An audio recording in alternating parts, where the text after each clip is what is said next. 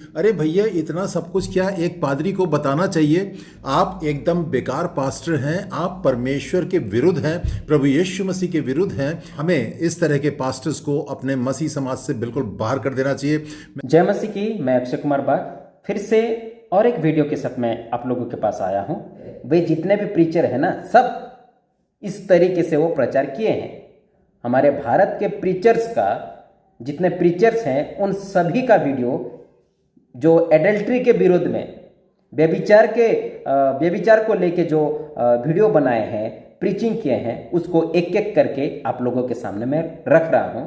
इतने जवान मेरे पास आकर के रोते हैं और वो कहते हैं कि उनकी आंखें इतनी गंदी हैं कि वो जिस लड़की को, जिस औरत को देखते हैं वो अपनी आंखों से ही उसके साथ बलात्कार कर लेते हैं। इतनी गंदी आंख, जबकि उन्होंने उद्धार पाया है, उन्होंने यीशु को ग्रहण किया है। वो परेशान है कि कैसे इस गंदी लत को छोड़ा जाए और नहीं छोड़ पा रहे हैं। क्यों? क्योंकि यहाँ पर आत्मिक युद्ध लड़ा जा रहा है और वो यहीं पर ही डिफीट खा रहे हैं। उनके मस्तिष्क के ऊपर निरंतर हमले हो रहे हैं। शैतान उनको गंदी इमेजिनेशंस में लेकर के जाता है। स्पेशली ब्रदर्स से पूछना चाहता हूं जो गुजरात के हैं, जो अलग अलग शहरों से आए हैं। मैं आपसे पूछना चाहता हूं, जब आप किसी लड़की को देखते हो जिसे ठीक से ड्रेस नहीं कवर किया है, जो बहुत स्किन टच कपड़े पहनती है, मैं आपसे पूछना चाहता हूं, आप उसे किस नजर से देखते हो? एक दिन मुझे कनाडा से कॉल आया, एक औरत थी वहां पर, उसके 3 बच्चे थे, तीनों का बाप अलग अलग था, शादी उसने एक के साथ भी नहीं की थी। You know this a culture, एक कल्चर है वहां का। एक औरत ने 3 बच्चे थे उसके, तीनों का बाप अलग अलग था, पर शादी उसने किसी के साथ नहीं की थी। मैं हैरान हो गया, नॉर्मल लगता है इनको। लड़का लड़के से शादी कर रहा है, लड़कियां लड़कियों से शादी कर रही है। आज मैं आपसे पूछना चाहता हूं, I am using very decent words. यीशु ने कहा, तुम सुन चुके थे व्यभिचार न करना, तुम सुन चुके थे किसी भी स्त्री को टच मत करना, पर मैं तुमसे कहता हूं, अगर तुमने किसी स्त्री को देखा और मन में बुरा सोचा, बहनों के लिए भी, अगर तूने किसी भाई को देखा और अपने मन में सोचा कि एक दिन ये पलंग पे मिल जाए, तो बाइबल बताती है तुम पाप कर चुके हो। उसके बाद लिखा गया है। अब कुछ लोग कहते हैं नहीं नहीं नहीं, मैं टच नहीं करता हूं, मैं दूर रहता हूं। उसके ठीक नीचे लिखा गया है, यदि तेरा हाथ तेरे ठोकर खिलाए तो उसे काट के फेंक दे। थोड़े में समझो यीशु क्या बोलने की कोशिश कर रहा है। आप अच्छे से जानते हो कौन से पाप हाथों से होते हैं। You know Jesus preach about masturbation. हस्त मैथुन का पाप करते हैं यंग बच्चे आज, मन में गंदी गंदी बातें सोच के अपने बदन के हिस्सों के साथ मजाक करते हैं वो, और उनको नॉर्मल लगता है ये सब। चौथा व्यक्ति जो इंटरनेट चेक करता है, आउट ऑफ 100 हर चौथा व्यक्ति जो इंटरनेट चेक करता है वो पॉर्न देखने के लिए चेक करता है। स्टैटिस्टिकली एक चीज और मैं आपको बताता हूं, इसके अंदर एक जमाना था जब ज्यादा मर्द थे और बहुत कम औरतें थी, लेकिन अभी हम ऐसे सिचुएशन में आ गए कि मर्द और औरतों में आपको ज्यादा फर्क अब दिखेगा नहीं। इक्वली बराबरी हो रही है, मर्द भी उतना ही इन्वॉल्व है जितना औरतें भी इसके अंदर इन्वॉल्व है करके। अगला स्टैटिस्टिक है, कहा जाता है कि क्रिश्चियन चर्च के अंदर अप्रोक्सीमेटली 56% ऑफ क्रिश्चियंस इस अनडेल्ट सिन के अंदर पड़े हुए करके। 56% ऑफ चर्च गोअर्स इस पाप के अंदर है और इसके बारे में ना कोई रेमेडी, ना कोई बातचीत, ना कोई काउंसलिंग दी जाती है करके। अगला इससे भी खतरनाक है, 47% ऑफ मैरिड व्यक्ति पॉर्न के अंदर एडिक्टेड है। 47%, it is equivalent to half, आधा जो परसेंटेज ऑफ मेन है वो पॉर्न के अंदर एडिक्टेड है या कभी ना कभी हफ्ते में वो पॉर्न जरूर देखते हैं। और ये उन लोगों का है जो स्मार्टफोन्स या इंटरनेट यूसेज रखने वाले लोग हैं। इस स्टैटिस्टिक्स के अंदर वो लोग है ही नहीं जिनके पास जो रेगुलर या फिर जिनके स्टैटिस्टिक्स हमें पता ही नहीं है कि वो फोन वैसे वाले उपयोग करते हैं कि नहीं। अब ये अनडेल्ट सिन का प्रॉब्लम ये है कि हम जो खुदा ने हमें आशीष के रूप में दिया उसको हम किसी और तरीके से उपयोग कर रहे हैं। अब पॉर्न करता क्या है आपके साथ? पॉर्न होता क्या? पोर्नोग्राफी एक वीडियो है जिसके अंदर या रखा जाता है जहां पे एक औरत और एक मर्द लुभाने के लिए वीडियोस बनाते। और पॉर्न का सबसे बड़ा खतरनाक है, एक आदमी जब पॉर्न में फंस जाता है भयंकर तरीके से, तो वो मास्टरबेशन में भी ऑटोमेटिकली फंस जाता है। उसके लिए ऐसा पॉइंट बन जाता है कि जहां पे वो एक औरत के साथ नहीं, मल्टीपल औरत के साथ वो बार बार माइंड के अंदर क्या है, या मल्टीपल मर्दों के साथ वो माइंड में वो चलता ही रहता है और वो घूमता ही रहता है और उसी के अंदर वो कंटिन्यू होता ही रहता है। उसने अपने टेस्टिमोनियल में इस प्रकार से कहा है कि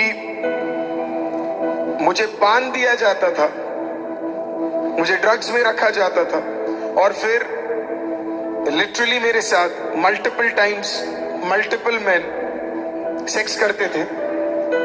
और फनी बात यह थी कि लाखों लोग उसको देखकर उन्हें मजा आता था। क्या आप व्यभिचार में फंसे हैं या पोर्नोलॉजी में? जियो सिम के द्वारा रात के 12 बजे आप कौन सी वाली वेबसाइट खोल के देख रहे हैं? यदि आज मैं मोबाइल में पाप कर रहा, शादी के पहले लव यू का चक्कर कर रहा, नशे की आत्मा के गुलाम में रहे, मोबाइल के पाप में फंसे रहे, अपनी पत्नी को छोड़कर गैर पर लाइन मारते रहे। पति अपने पत्नी के साथ रहता है, एक पत्नी अपने पति के साथ रहती है, ये व्यभिचार नहीं है। लेकिन जब कोई व्यक्ति व्यभिचार तब करता है जब उसका संबंध किसी के साथ नहीं है, लेकिन वो खुद ही एक संबंध स्थापित करता है। परमेश्वर ने उसे नहीं जोड़ा, लेकिन वो खुद ही उस चीज को जोड़ रहा है, वो व्यभिचार की कैटेगरी में आता है। मैं व्यभिचार को दो तरीके से आपको समझाना चाहता हूं ताकि आप अच्छे से समझ पाएंगे, और वचनों के द्वारा भी मैं आपको बताऊंगा कि इस व्यभिचार से बचना क्यों जरूरी है और क्या तरीका है आप इससे बच सकते हैं। तो बड़े ध्यान से सुनिएगा। आज का ये वचन जो परमेश्वर हमें दे रहा है बहुत ही इंपॉर्टेंट है, क्योंकि कलीसिया के अंदर आज व्यभिचार बहुत फैल रहा है। आज शादीशुदा लोगों के जीवन में भी व्यभिचार बहुत हो रहा है, और जो हमारे नौजवान भाई बहन लोग हैं जिनकी शादियां भी होने वाली हैं, खासकर उन लोगों के लिए मैं कहना चाहता हूं कि आज का वचन आपके लिए बहुत खास है। कि जो व्यभिचार है वो शहद की तरह है, वो मीठे की तरह है, वो मन भाव लगता है, लेकिन वचन कहता है कि जो उसमें पड़ेगा उसे जीवन का समथर पथ, यानी उसे स्ट्रेट रास्ता कभी नहीं मिलेगा। आप ऐसे लोग देखेंगे वो अपनी गर्लफ्रेंड को नहीं छोड़ेंगे, अपने बॉयफ्रेंड को नहीं छोड़ेंगे, लेकिन प्रेयर लाइन में आना भी छोड़ेंगे नहीं। उन्हें लगता है अब उनके लिए प्रेयर हो जाएगी तो परमेश्वर उनके रास्तों को साफ कर देगा। तो प्रियो, आप लोगों ने देख लिए हैं ये जो व्यक्ति सामुएल माइकल, वो उन प्रीचर का वीडियो क्यों नहीं बनाता है जितने भी व्यभिचार के ऊपर प्रीचिंग किए हैं। ये सामुएल माइकल उन पर क्यों वीडियो नहीं बनाता है, उन पर क्यों नहीं बनाता है। इससे आप समझ जाइए कि ये व्यक्ति एक के पीछे पड़ा है और वो कहता है कि व्यभिचार के खिलाफ वीडियो नहीं बनाना है ना, नहीं बनाना है। ये ऐसे कहता है, ये कहता है कि प्रभु न्याय करेंगे, हम कौन है ये सब बोलने वाले। ये मूर्ख ऐसा बोलता है ना, ये मूर्ख ऐसा बोलता है। तो आप इससे ही समझ जाइए कि ये व्यक्ति कितना करप्ट है, और ये नहीं चाहता है कि मसीह लोग अच्छे से पवित्रता में आगे बढ़े, ये नहीं चाहता है। इसीलिए ये व्यभिचार के ऊपर जो भी वीडियो बनाते हैं वो खासकर दानियल राज के विरोध में ये आ जा रहा है। क्यों? क्योंकि बाकी प्रीचर्स जो है, बाकी प्रचारक जो है ना, थोड़ा थोड़ा बात किए हैं, लेकिन दानियल राज पूरी तरह से वो बताए हैं क्या गलत है क्या सही है ना।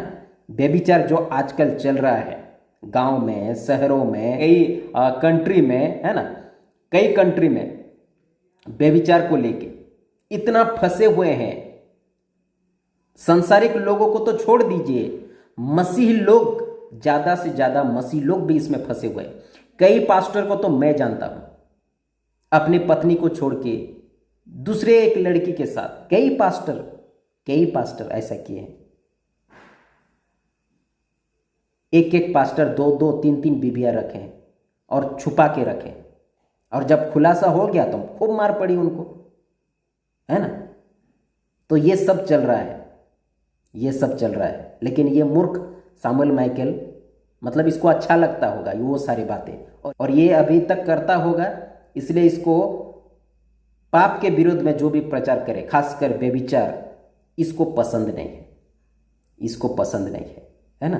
तो मैं इतना कह के आप सभी को कहना चाहता हूं कि आप इसके विरोध में आप बात करिए, कमेंट करिए कि कई पास्टर लोग जो है व्यभिचार को लेके बात किए हैं, प्रचार किए हैं, आप उन पर क्यों वीडियो नहीं बनाते हैं? ठीक है, फिर से सभी को जय मसीह की।